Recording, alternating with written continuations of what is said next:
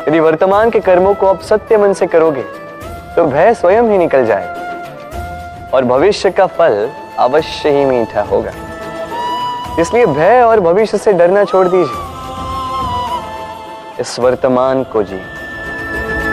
वो घटनाएं, वो भाव श्रेष्ठ हैं जो हमें आनंद दे, और जो हमें आनंद नहीं देते उन्हें हम दुखदाई मान लेते हैं।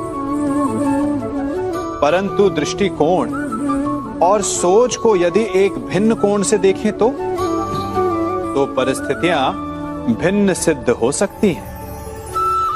जिस प्रकार भीषण गर्मी हमें सुहाती नहीं, परंतु वही गर्मी सागर और नदियों के जल को वाष्पित करती है और हमें मनोरम वर्षा का आनंद देती है, उसी प्रकार भीषण परिश्रम के पश्चात हमें सफलता मिलती है।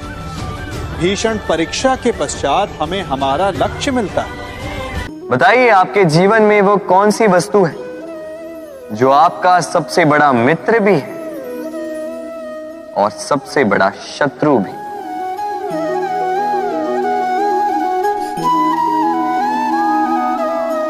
समझदार को एक संकेत ही पर्याप्त है। उचित सोचा आपने।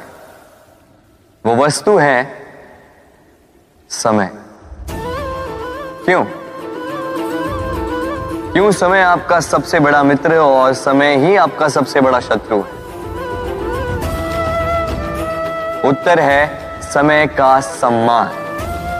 जो व्यक्ति समय का सम्मान करता है वो अपने जीवन के सारे लक्ष्य प्राप्त करता है।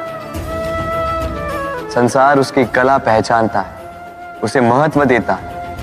और जो व्यक्ति समय का महत्व नहीं पहचान पाता, नहीं समझ पाता, जाने अनजाने में उसका अपमान करता है, संसार उसी को भुला देता है। इसीलिए समय का सम्मान करें, उसे व्यर्थ ना करें, क्योंकि अच्छा समय इस संसार को बताएगा आपकी वास्तविकता क्या है, किंतु बुरा समय आपको बताएगा कि इस संसार की वास्तविकता क्या है। संसार में कोई भी शब्द निरर्थक है? क्या कोई ऐसी जड़ी बूटी है जो रोग का निवारण ना करे?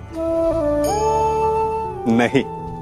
ठीक इसी प्रकार इस संसार में कुछ भी अयोग्य या निरर्थक नहीं होता।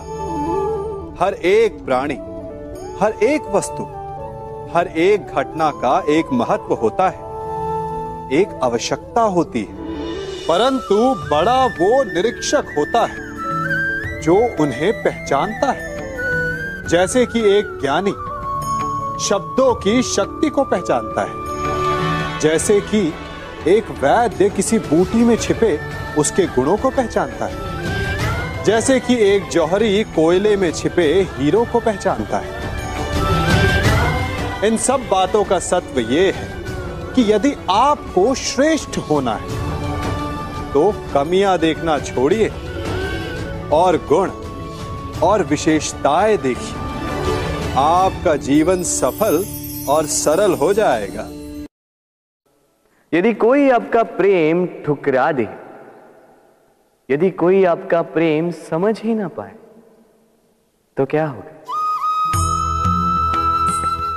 कुछ उदास हो जाएंगे, कुछ छल करके प्रेम पाना चाहेंगे, तो कुछ बलपूर्वक प्रेम पर अधिकार करना चाहेंगे। किंतु यह आवश्यक नहीं कि जिससे आप प्रेम करते हो उसे भी आपसे प्रेम, क्योंकि प्रेम कोई वस्तु नहीं है, न राज्य है, न धन जिसे आप बल से अपने वश में कर सको। प्रेम वो शक्ति है जो आपके लिए हर बंधन तोड़ सकती है, किंतु स्वयं किसी बंधन में नहीं फंसती। तो जिससे भी आप प्रेम करते हो उसे स्वतंत्र छोड़ दीजिए, क्योंकि स्वतंत्रता ही वो भाव है जो जीव को सबसे अधिक प्रिय है। प्रेम सच्चा होगा तो उसे अवश्य समझ में आए। केवल कह देने से प्रेम नहीं हो जाता। इसके लिए आपको अपने कर्तव्यों को पूर्ण करना होगा। तो देश की रक्षा, परिवार और संबंधियों की सुरक्षा, संतान को संस्कार, जीवन साथी का आभार, ये कर्तव्य जब तक नहीं निभाओगे प्रेम से दूर होते जाओगे। यदि प्रेम का अमृत पाना है तो कर्तव्य की अंजलि बनानी होगी। क्या प्रेम केवल नायक नायिका के आकर्षण का बंधन है?